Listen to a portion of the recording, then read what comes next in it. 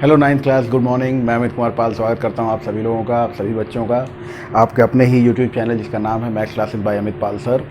और exercise 2.2 polynomials चल रहा है ना। 2.2 हमने पिछली बार कंप्लीट कर ली है। अब हम लोग बात करने जा रहे हैं एक्सरसाइज 2.3 की। तो बिफोर वी स्टार्ट हम लोगों को एक चीज़ देखनी है बेटा, शेषफल प्रमेय जिसका नाम है रिमाइंडर थ्योरम। ये रिमाइंडर थ्योरम क्या कहती है, इस बात को ज़रा समझिएगा। रिमाइंडर थ्योरम है वो बोल रही है let P X be any polynomial of degree greater than और equal to 1 and let A be any real number. यहाँ पे क्या कह रहा है कि पी एक्स कोई पॉलिनोमियल है जिसकी डिग्री जो है वो या तो 1 है या 1 से ज़्यादा है। 1 डिग्री वाले पॉलिनोमियल कौन से होते हैं? x+1 टाइप के, या तो कम से कम इतनी तो है ही, और इससे ज़्यादा भी हो सकती है, कुछ भी हो सकती है, ठीक है, इस तरह का है। और जहाँ पर जो आगे ए दिया हुआ है वो एक रियल नंबर है और उसको डिवाइड करना है A be any real number if P X is divided by the linear polynomial X minus A. ये पी एक्स जो पॉलिनोमियल पहले हमने लिया है उसको अगर किसी लीनियर पॉलिनोमियल एक्स माइनस ए से, लीनियर पॉलिनोमियल है भाई ए एक्स प्लस बी की फॉर्म में, तो इस तरह से अगर लीनियर पॉलिनोमियल है उससे अगर इसको डिवाइड किया जाएगा then the remainder is P A. तो रिमाइंडर क्या होगा? रिमाइंडर वही होगा, ये जो कांस्टेंट यहाँ पर दिया है ये अगर हम इस वाले x की जगह पर पुट कर दें तो समझिए क्या कह रहा है। ये मैं पूरा प्रूव आपको बताऊंगा इसका, लेकिन उससे पहले एक बात पे गौर करिएगा भाई सभी लोग। सपोज कीजिए हमने एक जनरल सी इक्वेशन ले ली। ये डिवीज़न एल्गोरिथम सभी लोगों ने सीखी होगी, लेकिन अगर नहीं समझ में आती है तो फिर जो 10th क्लास वाला वीडियो है शायद उसका मदद लेना पड़ेगा आपको, क्योंकि 10th में तो अभी हम यही पढ़ाने वाले हैं। 4x³ minus 3x² minus 2x minus 1, मान लीजिए ऐसी कोई इक्वेशन 4 3 2 1 ऐसी कोई इक्वेशन हमने ले ली और इस इक्वेशन को बेटा हमने x माइनस 1 से डिवाइड करना शुरू किया, ठीक है। डिवीजन में सबसे पहला ध्यान किस में रखा जाता है कि ये जो फर्स्ट टर्म है ये कैंसिल हो जाए हर हालत में। तो हमें टारगेट करना है इस फर्स्ट टर्म को। फर्स्ट टर्म को अगर आप टारगेट करते हो और इसको कैंसिल करने की बात करते हो तो फर्स्ट टर्म है क्या आपके सामने? 4x³।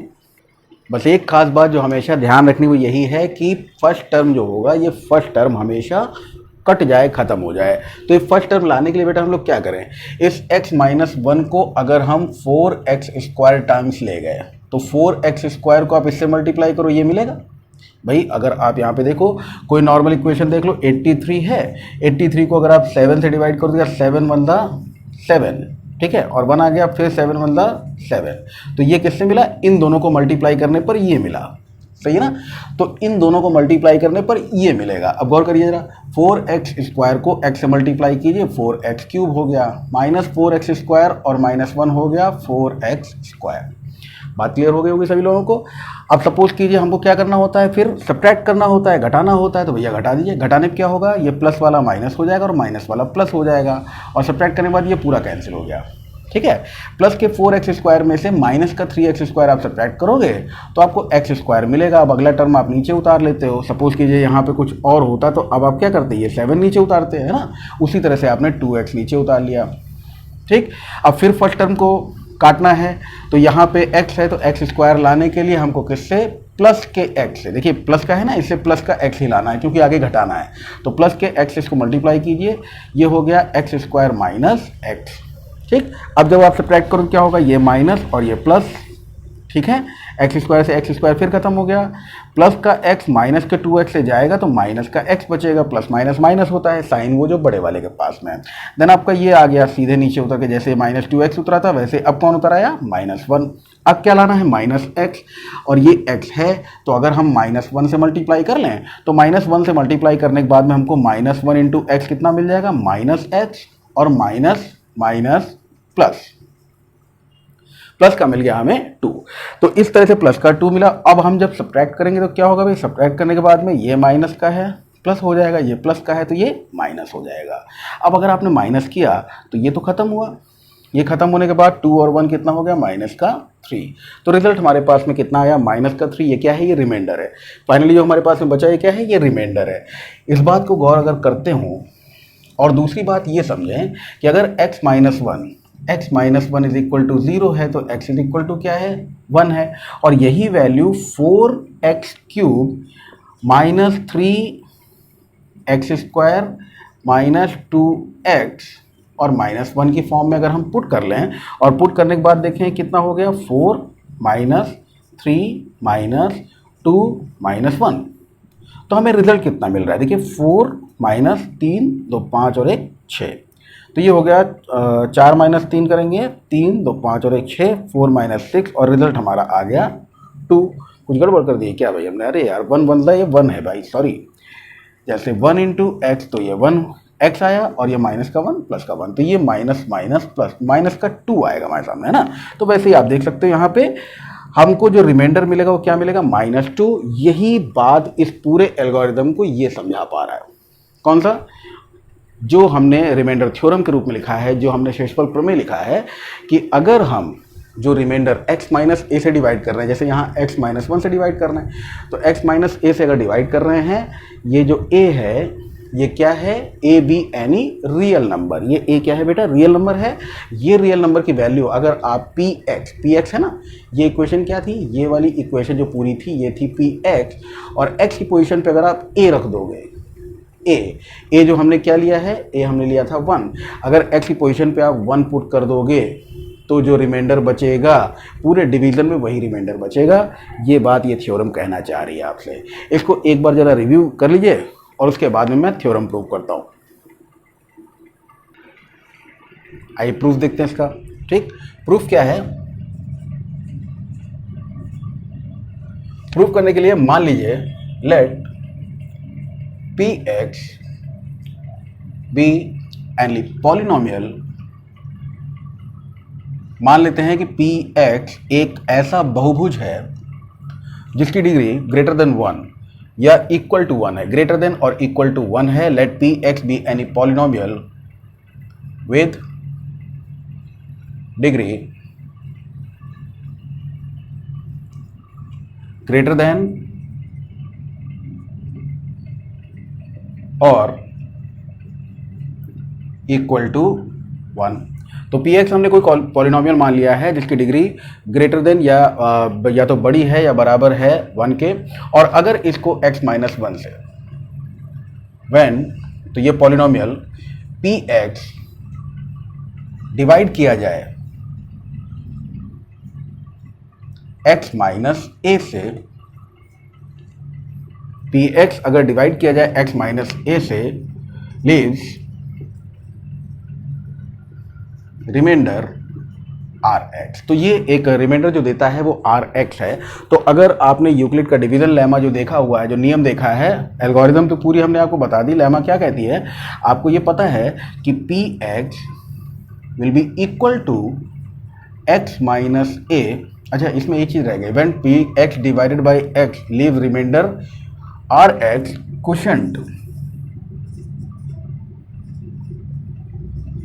Question be qx and leave remainder Rx। ठीक है, अब अगर क्वेश्चन जो है वो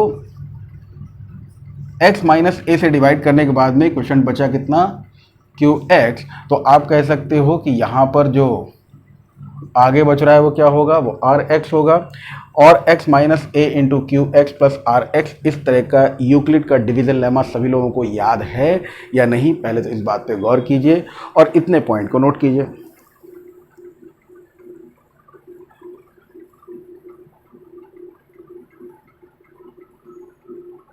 ठीक है, अब ये बातचीत जब आपको समझ में आ गई होगी तो एक बात बहुत ही क्लियरली दिमाग में रख लीजिएगा कि इतनी बातचीत के साथ में हमको एक बात पता था कि जिससे हम डिवाइड करते हैं, इसकी डिग्री देखो बेटा कितनी है, इसकी डिग्री है 1। तो जो रिमाइंडर होगा उसकी डिग्री जो होगी वो हमेशा क्या होगी, 1 कम होगी। तो 1 से कम अगर रिमाइंडर की डिग्री है, अभी हमने डिवाइड कर रहे थे ना, तो एक्स क्यूब से एक्स क्यूब टाइम ले गए थे तो एक्स स्क्वायर बच रहा था। तो रिमाइंडर की जो डिग्री होगी वो हमेशा कम होती है जिससे हम डिवाइड कर रहे हैं उससे। इसका मतलब ये हो गया कि degree of Rx is equal to 1 से छोटा 0, means Rx is equal to, अब जिसकी डिग्री 0 हो वो क्या होता है, कांस्टेंट। कांस्टेंट होता है ना, अगर डिग्री 0 है तो इसका मतलब है कांस्टेंट है। तो R मान लेते हैं कि वो कांस्टेंट कौन सा है, R है। ठीक है, तो हमने कह दिया R है, मान लीजिए R है। तो यही वाला इक्वेशन अब आपको क्या मिल जाएगा कि px is equal to x minus a into Q X into Q X plus R. ठीक है, तो जो आर एक्स था उसकी जगह पे आर हो गया। ऐसा रीज़न क्यों है? क्योंकि ये डिग्री एक है तो ये डिग्री एक कम होगी, डिग्री एक कम होगी, एक से एक कम यानी ज़ीरो। और किसी भी पॉलिनॉमियल की डिग्री अगर ज़ीरो है तो इसका मतलब वो कांस्टेंट होता है वो पॉलिनॉमियल। और पॉलिनॉमियल अगर कांस्टेंट है तो हमने कह दिया आर है, मान लेते हैं आर, और ने मान लिया ऐसा। ठीक है, तो ये वैल्यू आपको मिल गई। अब आप मुझे बताएं कि अगर यहाँ पर हम लोग पी एक्स की जगह पर एक वैल्यू रख दें पी ए, ठीक है ना, पी ए के बारे में पूछ रहा ना, then the remainder is P A. तो रिमाइंडर क्या होगा? पी ए होगा, ऐसा हमने कहा है। तो पी ए की वैल्यू अगर निकालने की कोशिश करें तो पी ए क्या हुआ? पी ए में ये हो गया A minus A into Q X plus R. और इसका मतलब क्या हुआ? P A is equal to R. यानी जब हम इस कांस्टेंट की वैल्यू ए की वैल्यू पॉलिनॉमियल पी एक्स में एक्स के स्थान पर एक्स की जगह पर रख देंगे, पुट कर देंगे, तो हमें रिमाइंडर क्या मिल जाएगा? Then the remainder is P A. P A ही आर होगा।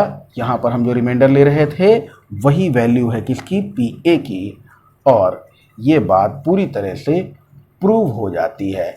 लैंग्वेज को बेटा ध्यान देना, और अगर एग्जाम में क्वेश्चन आता है तो एज इट इज़ जैसा हमने बताया है इसी तरह से आपको प्रूव कर लेना है। ठीक है, इस प्रूफ को एक बार सभी लोग इसका स्क्रीनशॉट ले लें।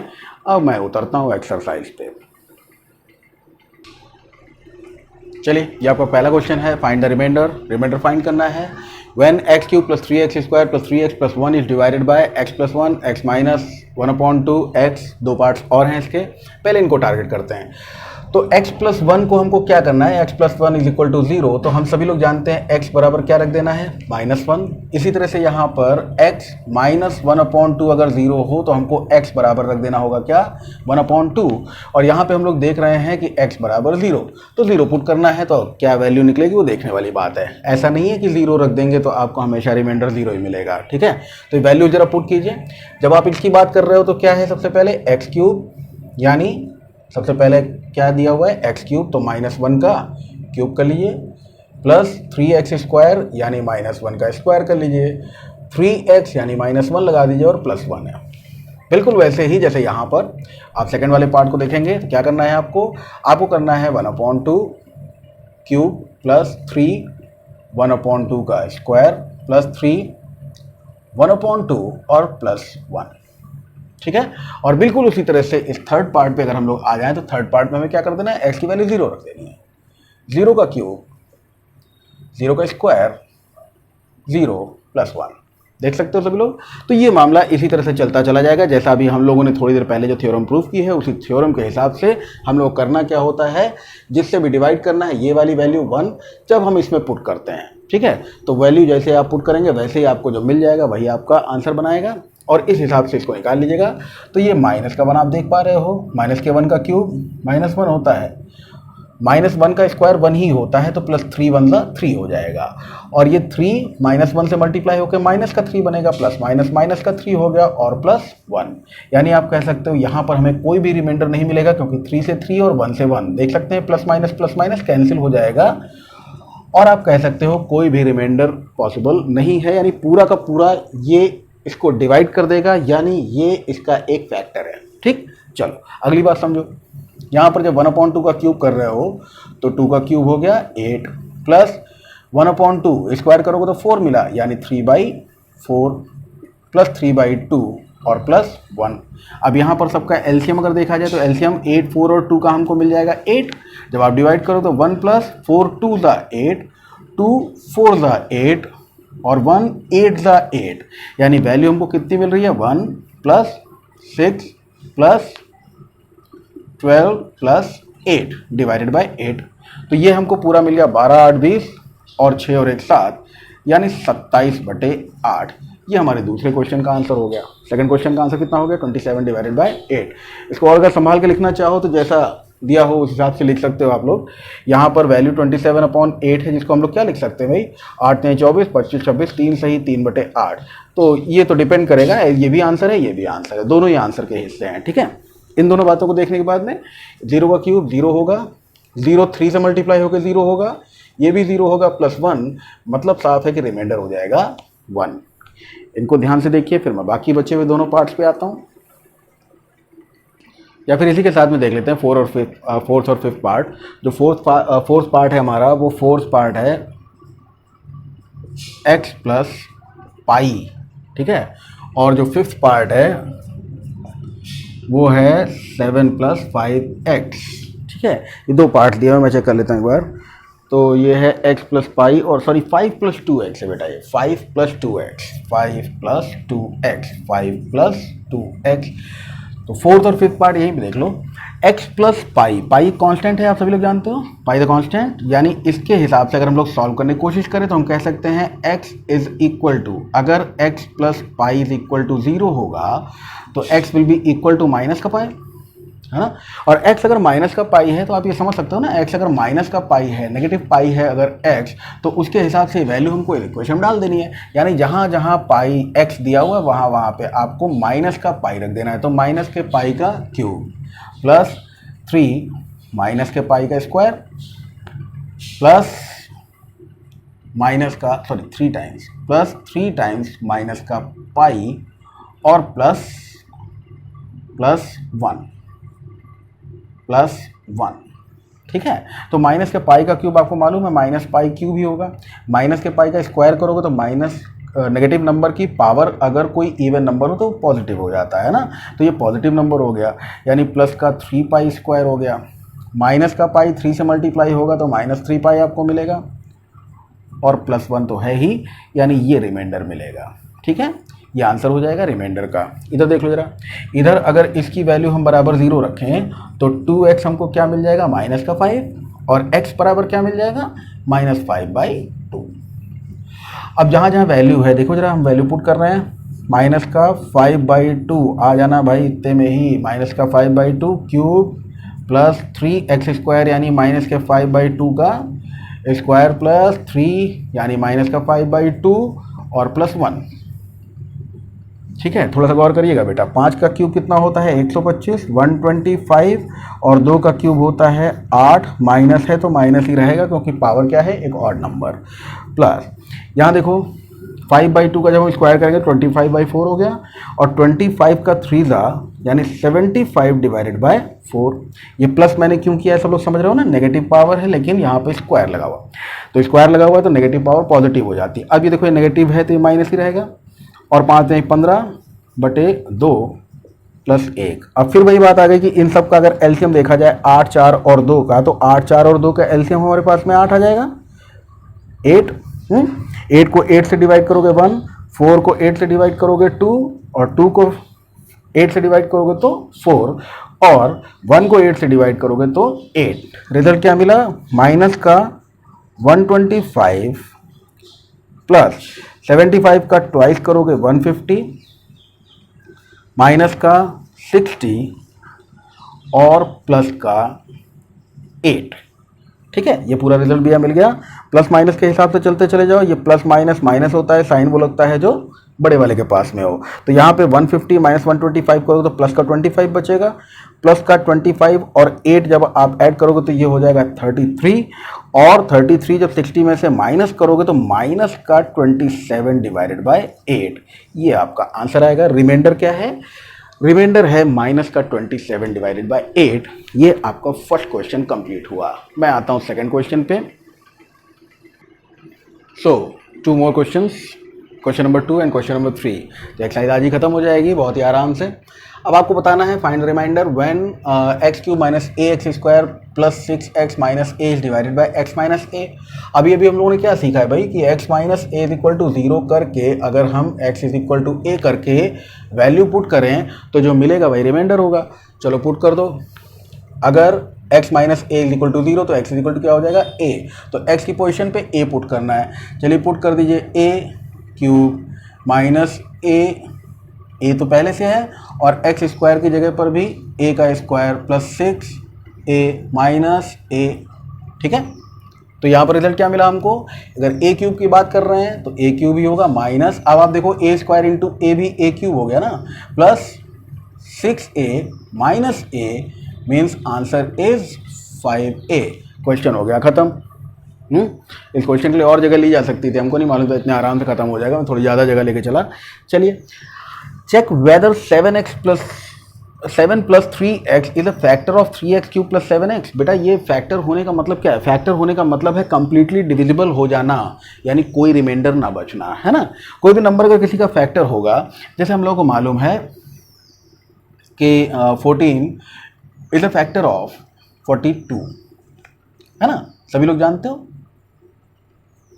तो इसका मतलब यह है कि 14 से जब हम 42 को रिड्यूस करेंगे तो कंप्लीटली डिविजिबल होगा, कोई रिमाइंडर नहीं बचेगा ना। वही चीज़ यहाँ पर है। तो ये चेक करना कि ये फैक्टर है या नहीं, हम एक सिंपल सा टास्क करते हैं कि भाई 7 plus 3x is equal to अगर 0 है तो 3x इज इक्वल टू कितना है? माइनस का 7 ना, x is equal to -7 divided by 3, और इस वाली x की वैल्यू को अगर हम इसमें डालें और हमें रिमाइंडर कुछ ना मिले तो हम समझ जाएंगे कि येस इट इज़ फैक्टर। लेकिन अगर रिमाइंडर मिल रहा है, जैसे यहाँ रिमाइंडर 5 है, छूट गया, 0 नहीं आया, अगर 0 नहीं आया, x की वैल्यू यहाँ पर रखने के बाद अगर 0 नहीं आया तो समझ जाना कि ये इसका फैक्टर नहीं है। चलिए शुरू करते हैं।